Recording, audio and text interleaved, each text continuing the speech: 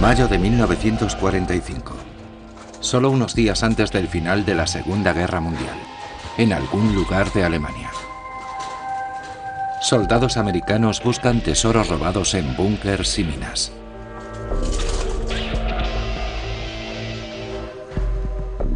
Ahí es donde deben de estar escondidas las obras de arte que los nazis saquearon y coleccionaron durante los 6 años que duró la guerra.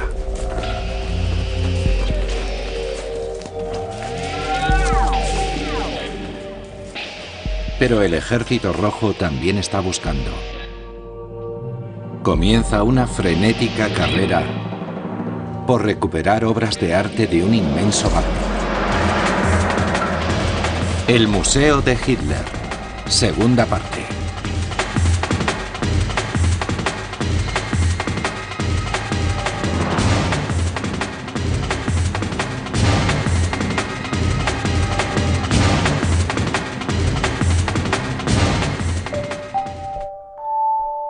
Esta historia es la historia de una idea, la idea del arte, pero también la idea del poder, la necesidad de poseer y controlar en un estado totalitario.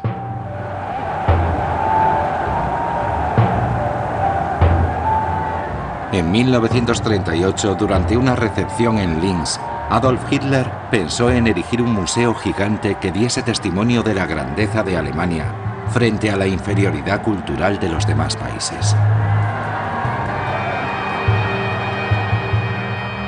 Era el proyecto favorito de Hitler. Con su museo en Linz, Hitler quería eclipsar a los demás museos del mundo. Iba a ser un edificio impresionante. En su mente, Hitler ya había diseñado todas las salas. Pasaba días sentado delante de la maqueta, soñando. La manera de adquirir los cuadros para el museo era robar y saquear. Su codicia no tenía límite.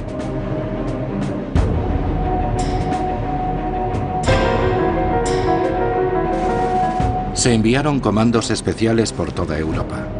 Estaban saqueando museos y colecciones de arte privadas a la sombra de la guerra. Llegaron a robar miles de obras. No obstante, la suerte dejó de estar del lado de los alemanes. Ahora les atacaban desde el este y el oeste. Hitler tuvo que posponer sus planes hasta después de la guerra.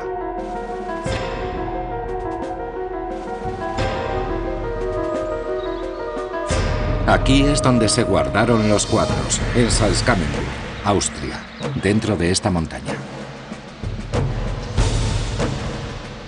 Cerca del pequeño pueblo de Altausse hay una mina de sal de más de 700 años de antigüedad, que fue elegida para proteger los cuadros robados de los ataques aéreos desde el comienzo de la guerra.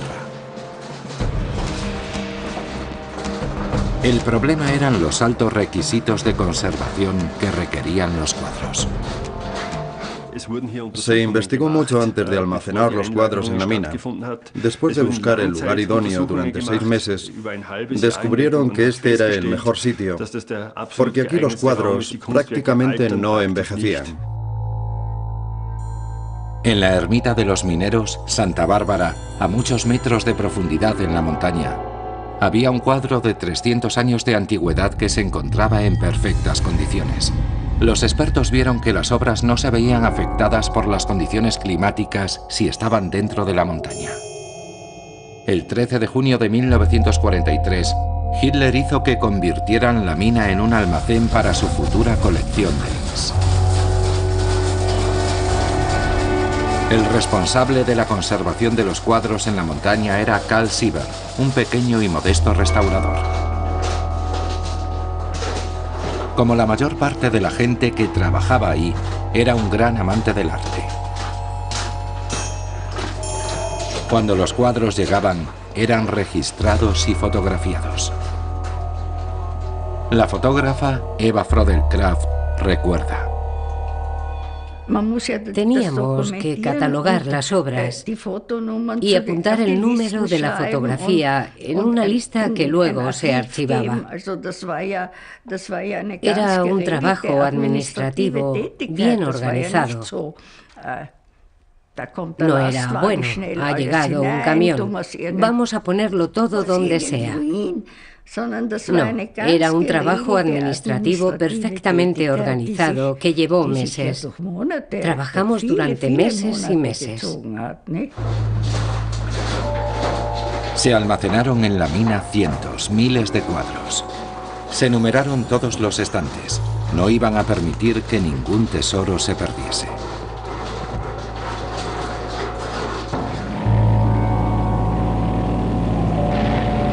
Inglaterra, primavera de 1944. Se prepara la mayor operación militar de la historia de la humanidad. Decenas de miles de tanques y cientos de miles de soldados esperan el momento de arrebatarle a Hitler el dominio de Europa.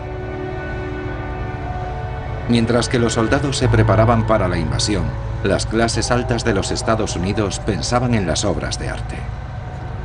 Temían que durante el avance de los ejércitos aliados y los bombardeos aéreos se destruyesen las ciudades europeas y sus centros culturales de inestimable valor. Se estableció una comisión para proteger las obras de arte. Su trabajo era asegurar que las obras estuviesen protegidas durante las operaciones militares, pero para ello se requería saber la localización exacta de dichas obras en Europa. Nueva York, Biblioteca de la colección Frick. Se trata de una biblioteca de referencia especializada en historia del arte que está cerca de Central Park. Durante la guerra, este fue el centro de operaciones de los norteamericanos para proteger el arte europeo. Aún hoy se conserva un documento único, el Atlas del Arte Europeo, un trabajo de numerosos tomos en los que se incluyen listas de las obras de arte europeas más importantes.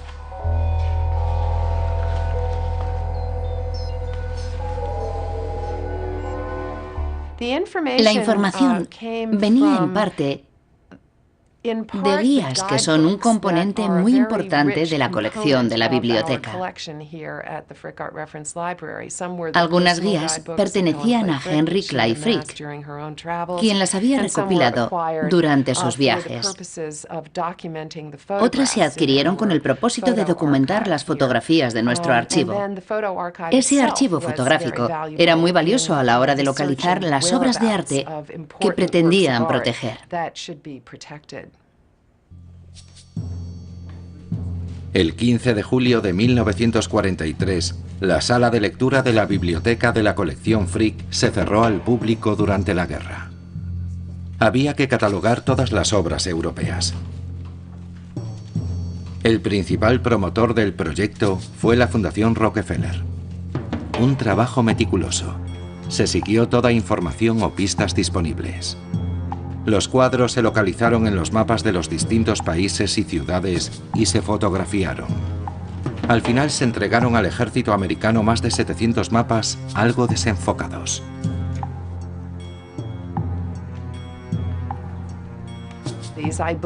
Creo que el mando central del ejército estudió los mapas y sobre los aliados se planearon los bombardeos, siguiendo una estrategia militar muy compleja.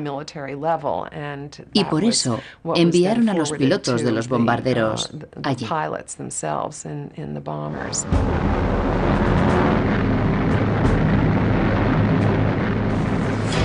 6 de junio de 1944, Operación Overlord. Comienza la invasión de Normandía.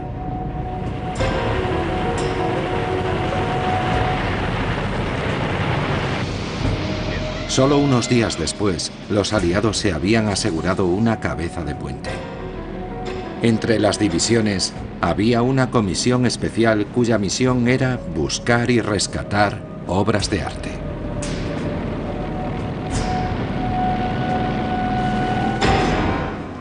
Muchas de las personas que la componían nunca habían llevado uniforme o cogido una pistola. En realidad eran arquitectos, historiadores del arte, escultores y fotógrafos. El ejército de los Estados Unidos les había encomendado un trabajo como detectives del arte. Dos de esas personas eran Walker Hancock y Robert Posey. Para su trabajo utilizaron mapas elaborados por la biblioteca de la colección Frick.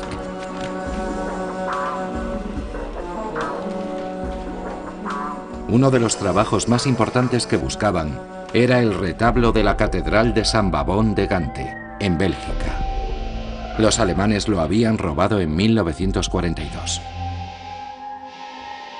Una obra famosa a escala mundial, comparable con la Mona Lisa y la Capilla Sistina.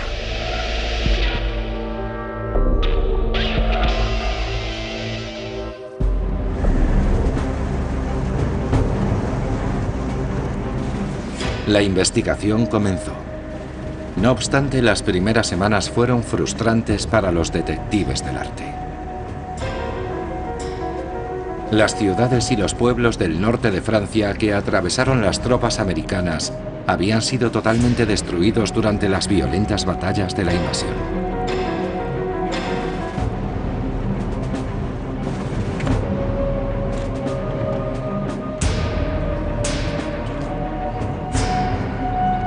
Una de las primeras ciudades en ser liberadas fue Caen, destruida casi en su totalidad.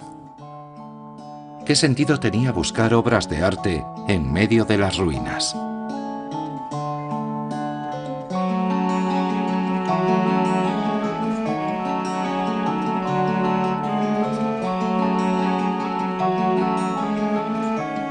Hancock escribió más tarde: lo único que podías hacer para no desesperarte era ignorar la desesperanza. Lo único que podías hacer era seguir adelante.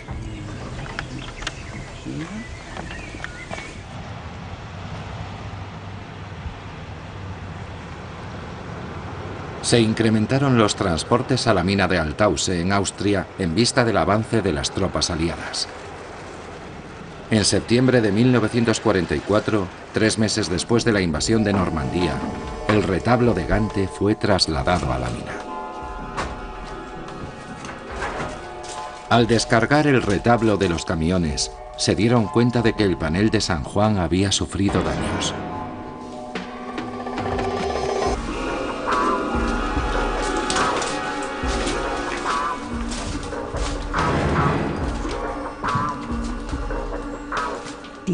El peligro no estaba en las minas. El peligro estaba en el transporte.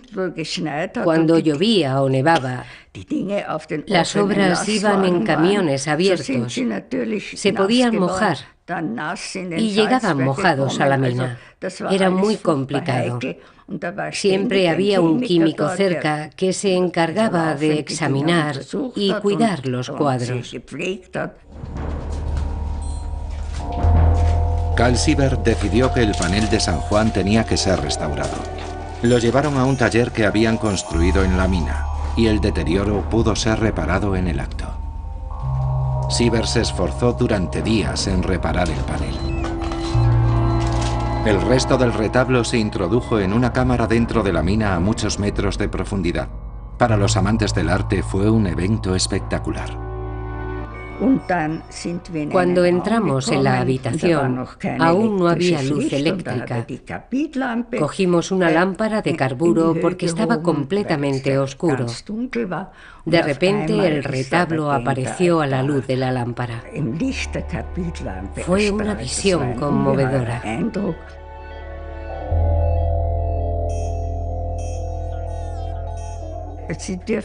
No pienses que tuve tiempo de sumergirme en la obra. Fue una sensación fugaz. Por supuesto, me impresionó mucho.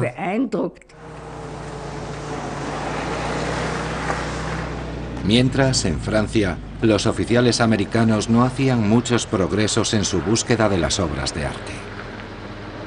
Los mapas resultaban inútiles debido a la destrucción causada por la guerra. Muchas de las obras buscadas habían sido destruidas o se habían perdido.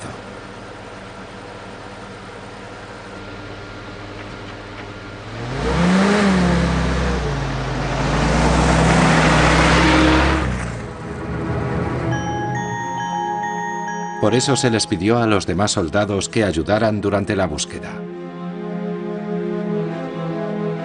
Y ayudaron, aunque no tuviesen muchos conocimientos en la materia. Cuando encontraban un cuadro, lo comunicaban inmediatamente, tanto si era una obra común o un Miguel Ángel archifamoso. Por eso Walker Hancock se sorprendió cuando un día recibió un mensaje que desvelaba un conocimiento especial.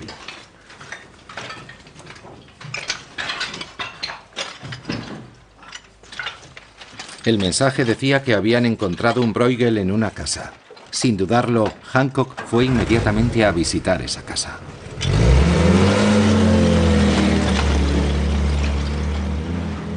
El viaje a la casa donde estaba el Bruegel no era seguro, ya que se encontraba cerca del frente.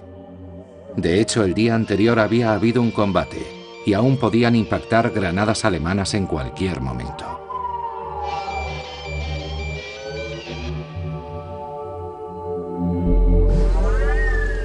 Señor, vaya guerra, escribió Walker Hancock en sus memorias.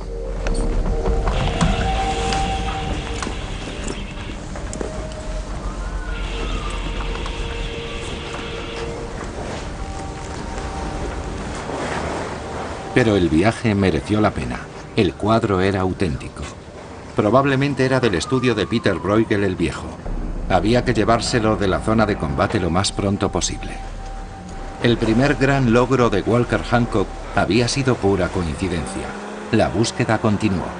Sin embargo, aún no había ni rastro de las obras importantes como el retablo de Gante.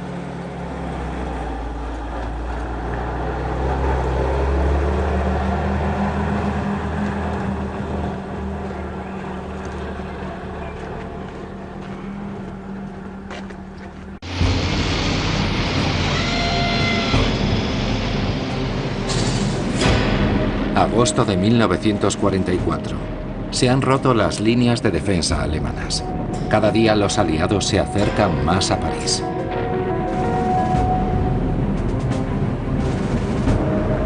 El castillo de Chambord, cerca del Loira, fue un punto de encuentro para los escuadrones de bombarderos que volaban contra las posiciones alemanas. También en ese castillo era donde se habían almacenado numerosos cuadros y obras del Louvre desde el inicio de la guerra. Sobre el castillo tuvieron lugar batallas aéreas. Un avión británico se estrelló contra el césped.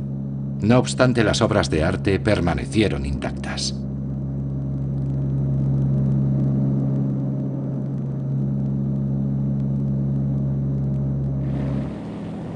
Los oficiales norteamericanos llegaron al castillo del Loira solo unos días antes que las tropas.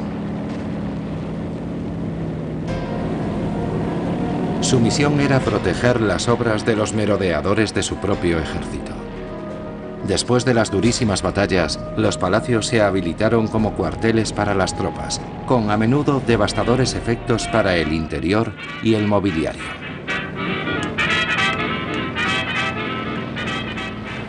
Los encargados de proteger los cuadros no tenían poder para evitar los actos de sus propias tropas, por lo que tuvieron que recurrir a un simple truco. Primero aseguraron la zona con señales de advertencia para avisar a los soldados de que debían pasar con cuidado y así proteger los cuadros. Cuando esa medida se mostró insuficiente, adoptaron una más drástica.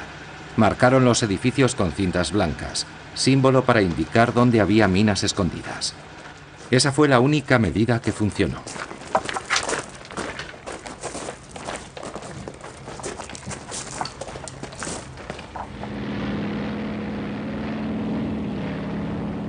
Mientras, los alemanes se preparaban para la defensa de París. Estaban colocando tanques por toda la ciudad y estaban cavando trincheras. Los alemanes habían recibido órdenes de prepararse para combatir casa por casa y efectuar bombardeos.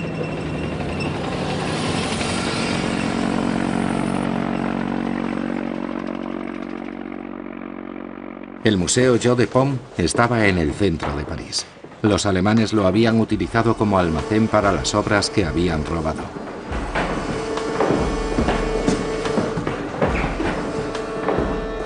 Ahora había que trasladar los cuadros a Alemania antes de que los aliados llegaran a París.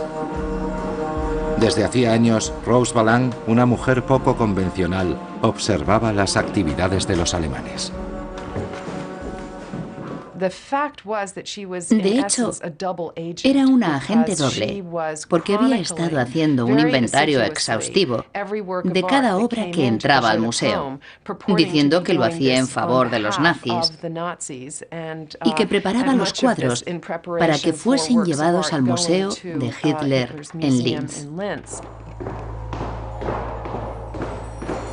Durante el día, Rose trabajaba para los alemanes, pero durante la noche trabajaba para la resistencia francesa.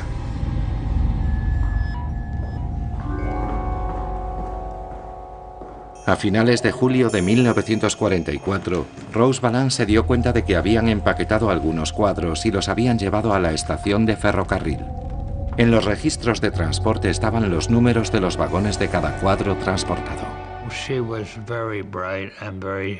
Era muy inteligente, divertida y educada. Sentía un odio inmenso hacia los ideales nazis.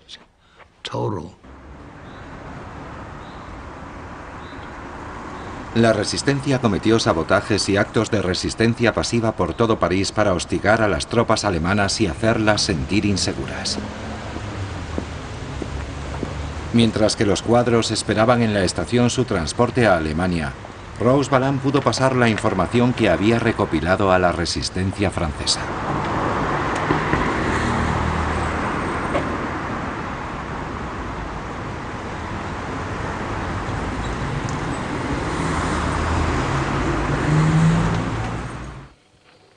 La estación estaba muy congestionada.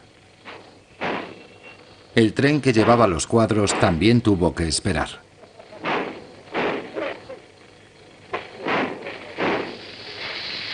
Pasó una semana entera.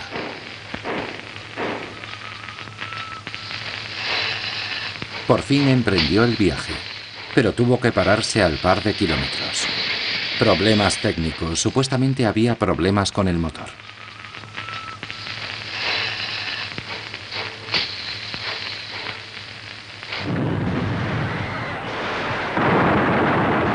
Mientras que los aliados se preparaban para tomar París, en la ciudad hubo un alzamiento contra los ocupantes alemanes.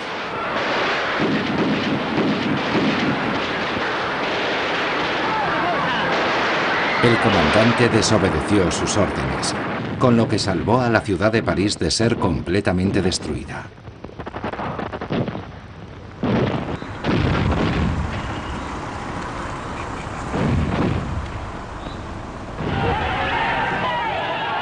El 25 de agosto, París se rindió a los resistentes y a las tropas de los aliados.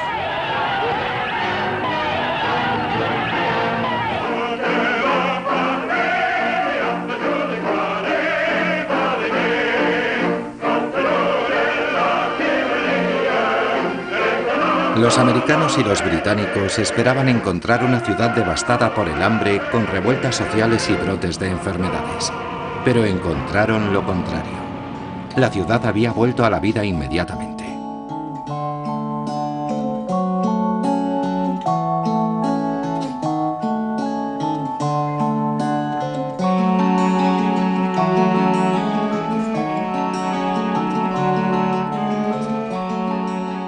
Los oficiales encargados de proteger las obras de arte llegaron a París junto con las tropas. Esperaban encontrar pistas del paradero de las obras robadas por los nazis. Rose Valland era la experta, pero a ojos de los americanos había colaborado con los nazis. ¿Podían confiar en ella?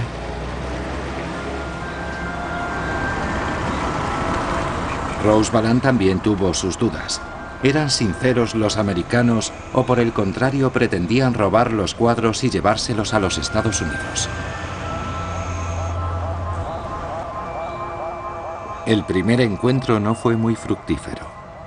Pero después, Rose Valland se hizo amiga de un oficial de la Comisión de Protección de Obras de Arte. Solían ir a comer juntos o a tomar café. Rose se convirtió en la fuente de información más importante de los americanos. Teníamos un cajón lleno de catálogos. Teníamos todo. Esto fue a este monasterio. Esto fue a este sitio. Esto fue a este otro lugar. Eso es lo que Rose Valland consiguió. La información de Rose Valland alimentó las esperanzas de que las obras de arte no hubiesen sido destruidas y que estuviesen escondidas en almacenes secretos en el Reich. Por fin la comisión tenía una pista clara.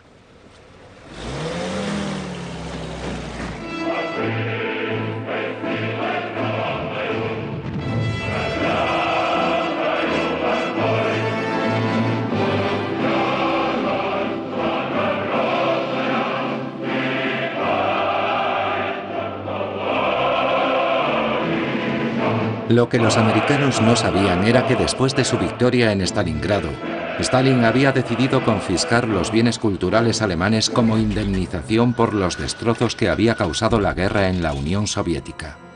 Pensaba abrir un museo con el botín. Crearon comisiones dirigidas por el servicio secreto ruso y afiliadas al Ejército Rojo. Una de esas comisiones estaba dirigida por Natalia Sokolova. Con un pequeño equipo, su misión era buscar cuadros en Alemania, igual que los oficiales americanos. Comenzó la lucha por las obras de arte. La guerra en el invierno de 1944-45. En Altausse, en los Alpes austríacos, rige el estado de emergencia. Seguían llegando cuadros todos los días, corriendo un enorme riesgo. Llegaban camiones por la noche a Altausse. Los inviernos en esta región son muy severos. Es común que haya 2 o 3 metros de nieve. Las obras de arte se subían a las montañas de Steinberg con unos vehículos especiales que realmente habían sido construidos para la campaña rusa. Muchas de las obras que llegaban estaban deterioradas. Además, el espacio en las cámaras de la vieja mina se estaba acabando. Cada vez era más difícil mantener todo bajo control en la montaña. Aunque estábamos protegiendo las obras correctamente, ya no podíamos tener ese esmero que teníamos al principio, cuando envolvíamos y colocábamos todo con cuidado. La guerra se estaba volviendo cada vez más dramática. Marzo de 1945. El ejército americano cruza el río Rin. La guerra había vuelto a su origen.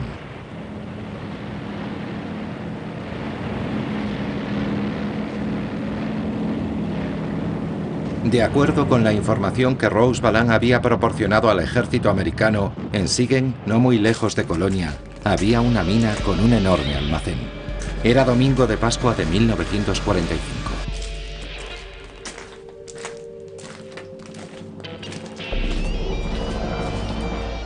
En lugar de cuadros, los americanos encontraron personas, alemanes que estaban escondidos en la montaña. Temían la venganza de los vencedores. Este era el primer encuentro de los vencidos con los vencedores.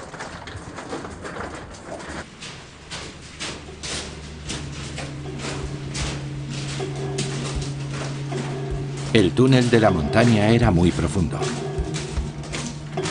¿Podría la mina esconder otros secretos?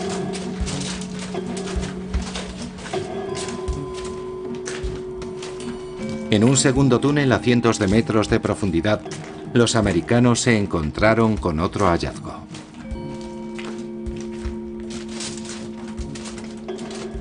Más de 600 cuadros procedentes de museos alemanes y numerosas cajas con oro y plata. Lo que no encontraron fueron las obras de arte robadas de los museos europeos. Continuaba la búsqueda del retablo de Gante.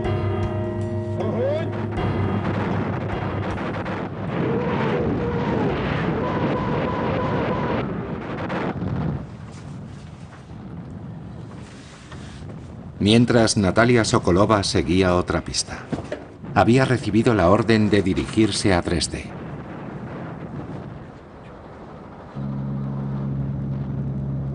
Antes de la guerra, la ciudad había albergado una galería de arte famosa a escala mundial que contenía numerosas obras de gran valor, las cuales Stalin querría ver en su museo de arte robado.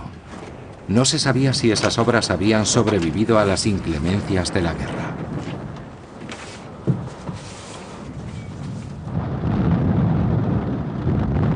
En abril de 1945, el Ejército Rojo llegó a las afueras de Berlín.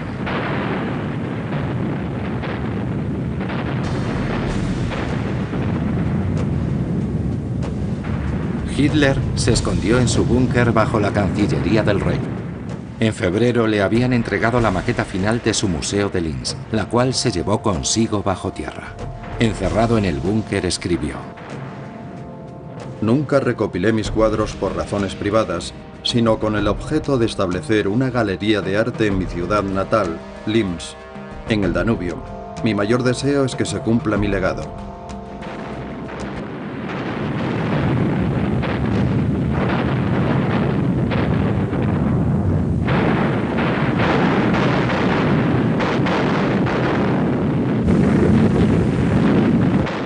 En el este y el oeste, las tropas de la coalición aliada encontraron una fuerte resistencia.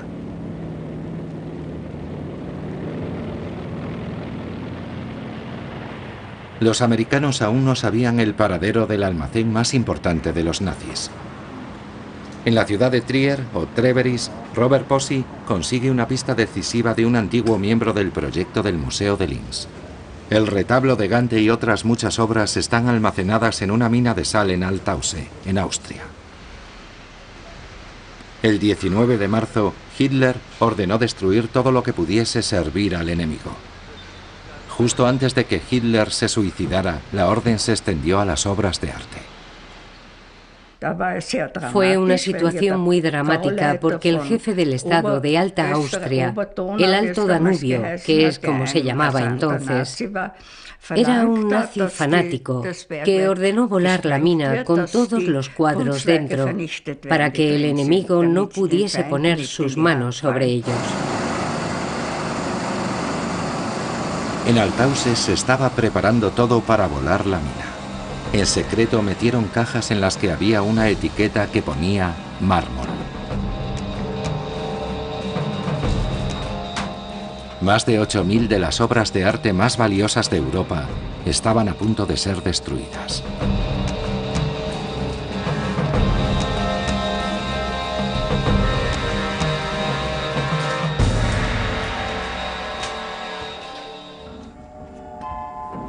Fue entonces cuando los mineros austriacos decidieron actuar. Escucharon rumores de que se habían almacenado tesoros artísticos en la montaña.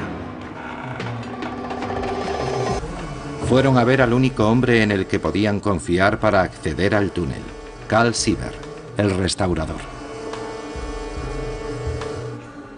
Conocía cada metro cuadrado del túnel. Y se sumó a la conspiración.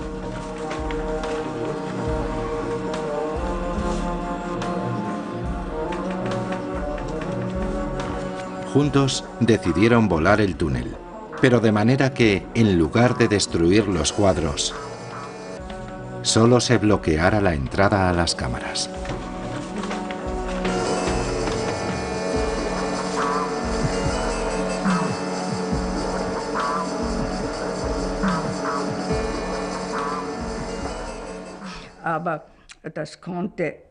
Los mineros lo evitaron. Por supuesto, estaban más preocupados por perder su trabajo si volaban la montaña que por los cuadros. Porque en una montaña derrumbada ya no se puede... Habría sido muy difícil volver a entrar a la mina. Por eso los mineros, en un dramático gesto, quitaron las cajas que contenían los explosivos que los nazis habían metido en la mina. Por eso no se derrumbó la montaña, gracias a los mineros.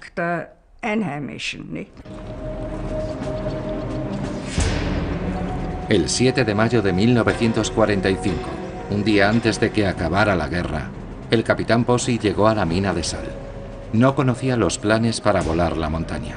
Solo sabía que tenía que ser más rápido que el Ejército Rojo.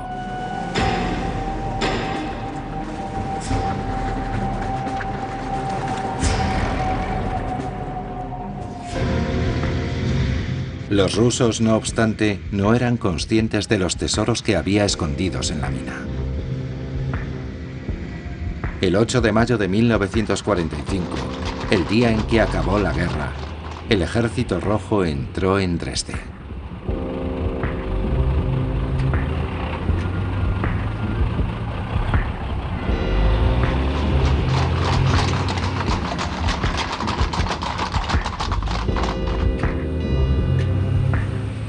El Centro de Arte de Dresde era la imagen de la devastación. Había sido prácticamente destruido durante los bombardeos del 13 de febrero de 1945. Solo unos días antes del final de la guerra, la comisión rusa, dirigida por Natalia Sokolova, empezó a buscar las obras de arte entre las ruinas de la ciudad. Más tarde, Natalia Sokolova escribió que casi se desmayan al ver la destrucción y sentir el hedor de los cadáveres.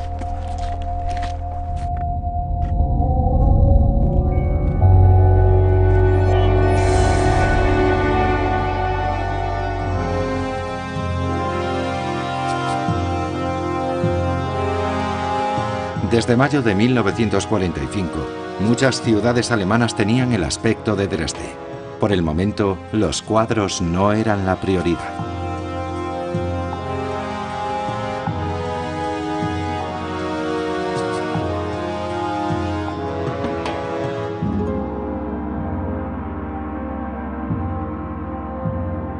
Sin embargo, Natalia Sokolova consiguió una pista unos días más tarde. Aunque la famosa galería estaba destruida, se habían podido rescatar los cuadros a tiempo. Comenzó la búsqueda.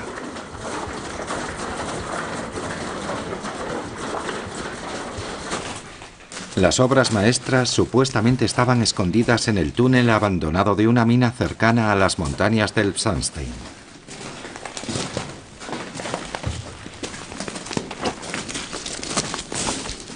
Como los oficiales americanos destinados a proteger las obras, el Ejército Rojo tuvo que ponerse a buscar en las catacumbas del Tercer Reich.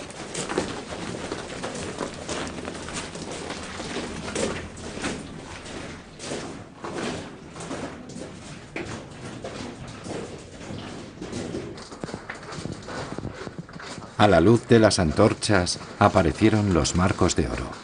Natalia Sokolova encontró todos los famosos cuadros de la Galería de Dresde en ese túnel.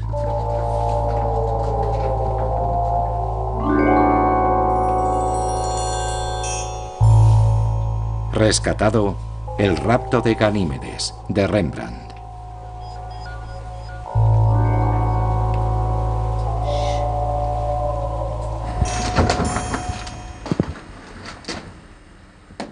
Otro hallazgo espectacular fue la Madonna Sistina, de Rafael.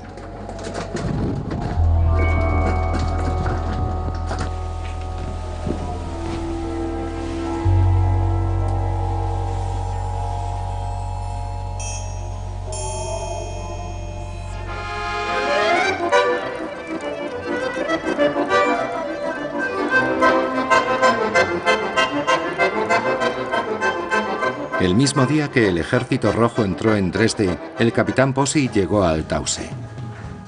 Después de 24 horas ya habían cavado un túnel en el derrumbe de la entrada. Estaba entrando al almacén más recóndito del Tercer Reich.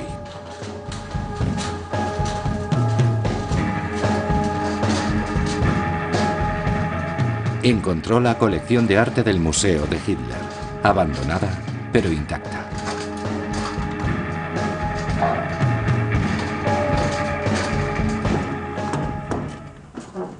Ahí estaba el retablo de Gante, mal envuelto pero intacto.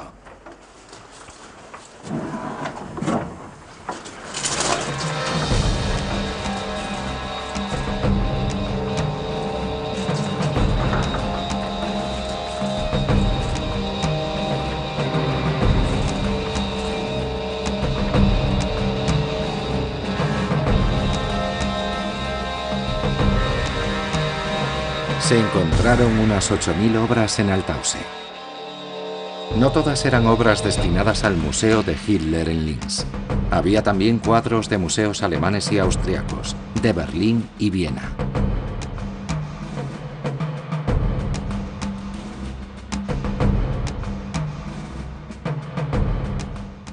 Ahí es donde habían escondido los trabajos de los mejores artistas europeos, Miguel Ángel, Vermeer, Bruegel o Tiziano.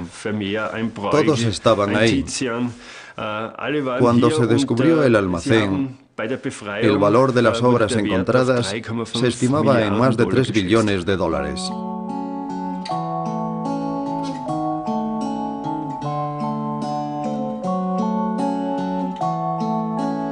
Los oficiales habían concluido su búsqueda, pero la montaña todavía escondía otros tesoros. Durante un tiempo se pensó que una parte de uno de los paneles del retablo se había perdido, hasta que un día, durante una inspección del túnel, apareció. Se le había dado la vuelta sobre un caballete y los miembros lo estaban usando como mesa. En la parte de atrás se podía ver las marcas de los cuchillos que usaban mientras comían. Una vez acabada la guerra, se encontraron obras de arte en cualquier sitio del rey. En minas, castillos o en establos, así como en vagones de ferrocarril que habían sido abandonados en medio de ninguna parte.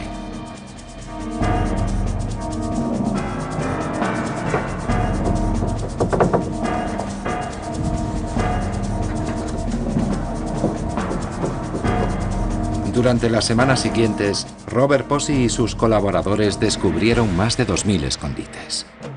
Los oficiales americanos no siempre eran bien recibidos por la gente que cuidaba los tesoros, por lo que a veces tenían que forzar la entrada a los depósitos secretos. Luego presentaban los hallazgos con orgullo.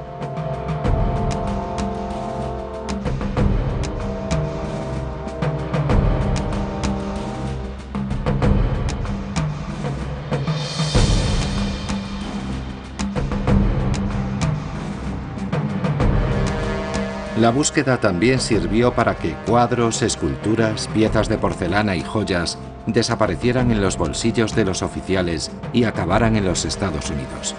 Esa historia no la cuentan los cuadros.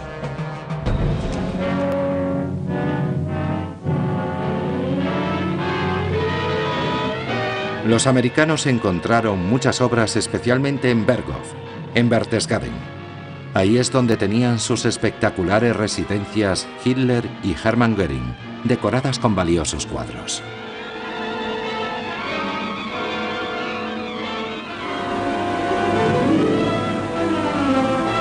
Near Berchtesgaden, the 101st Airborne Division uncovers Hermann Göring's personal art collection, hidden in a subterranean chamber. 1,200 artworks worth untold millions are included. The treasures will go back to rightful owners in pillaged nations. Inmediatamente después de asegurarlas, las obras de arte fueron sacadas de Berchtesgaden, tal como se hizo en Altausse. Las condiciones del transporte no fueron mejores que las de la ida.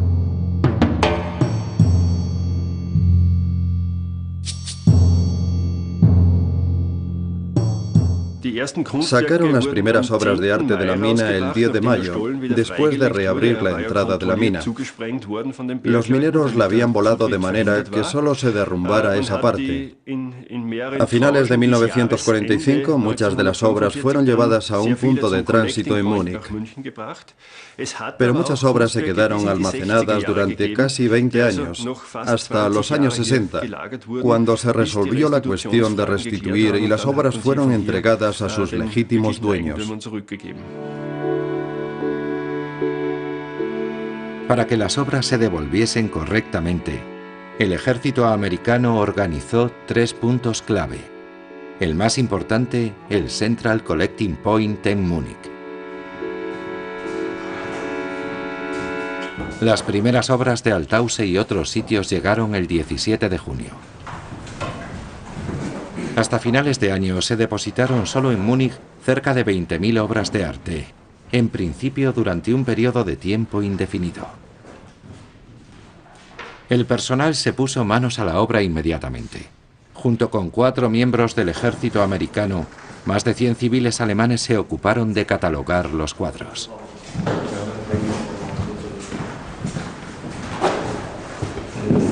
Pero eso no ayudó a resolver el problema de la restitución de las obras, ya que muchas veces no había información sobre sus legítimos dueños.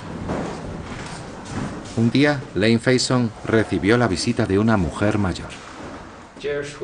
Era una señora agradable que quería que le devolviesen su silla de estilo rococó parisino del siglo XVIII.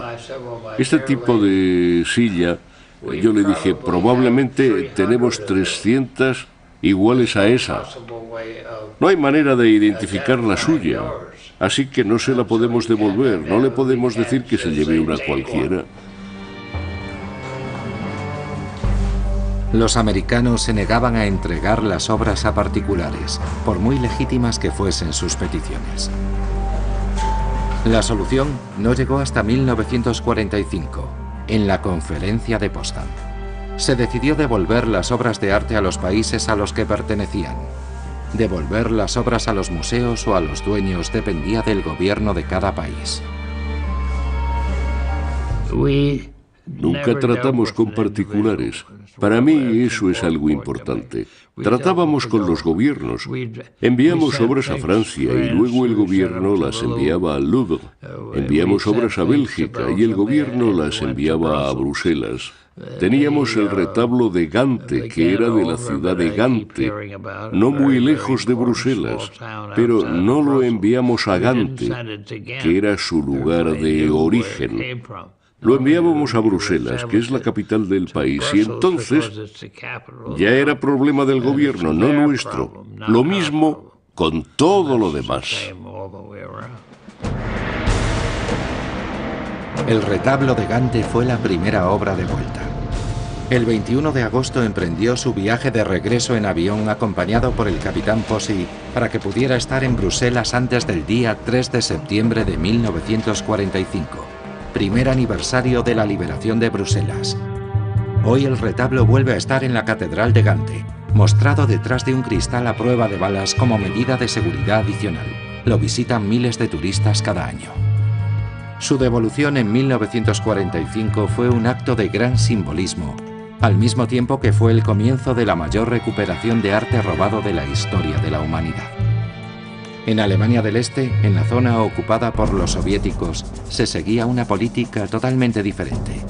Solo desde Dresde se llevaron a la Unión Soviética 1.700 cuadros. No obstante, a largo plazo la Unión Soviética tendría un dilema. Por un lado, los cuadros robados se consideraban un desagravio por las consecuencias de la guerra, mientras que por otro lado no tenía sentido retenerlos del país hermano socialista fundado en 1949. La República Democrática Alemana. En 1955, 10 años después del final de la guerra, se llegó al compromiso de devolver algunas de las obras bajo una gran campaña propagandística. Dresden, wie es einmal war.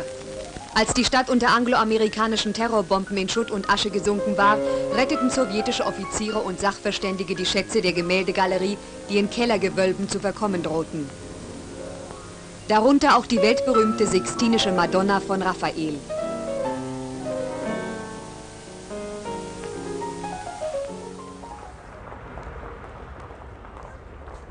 Después de que acabara la guerra, se devolvieron las obras de arte que habían sido evacuadas del Louvre en agosto de 1939. Llevó más de un año. Tenían que devolverse innumerables obras de arte a su lugar de origen.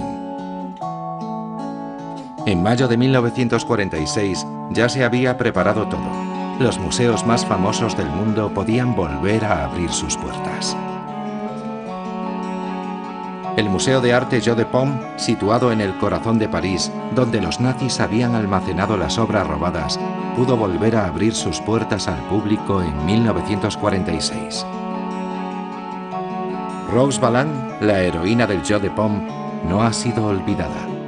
Después de la guerra se le otorgó la Cruz por Servicio Distinguido de la República Federal Alemana y la Medalla Legión de Honor de la República Francesa por su servicio al país. Tenemos el honor de poseer una copia completa del directorio que elaboró Ross Banham, que consta de 8 volúmenes. Aún hoy vienen investigadores a la biblioteca de la colección Frick a consultar el trabajo de Rose.